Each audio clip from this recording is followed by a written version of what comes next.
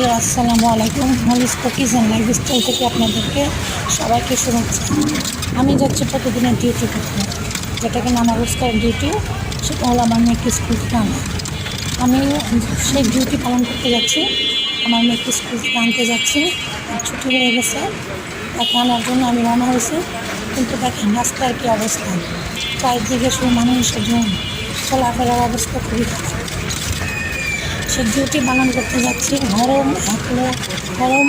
কিন্তু যখন আমি রওনা দিচ্ছি তখন কিন্তু গরম ছিল না, বৃষ্টি বৃষ্টি ভাব ছিল।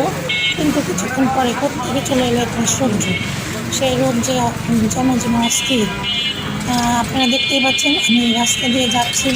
রাস্তার দুই ধারে ব্যস্ততম মানুষের চলাচল, সবাই ব্যস্ত, হঠাৎ আমি সবাই ব্যস্ত। এই ঢাকা সিটিতে কত যে মানুষ বাস করে, যা কিনা হিসেব করে বলা যাবে না। সব এই টাইমে বাচ্চারা স্কুল থেকে ফিরছে, তারপরে আপনার মনে করেন অফিস আদালত দোকানপাট সবই ব্যস্ততম। সেসব ব্যস্ততম এলাকা দিয়ে আমি যাচ্ছি আমার মেয়েকে আনতে।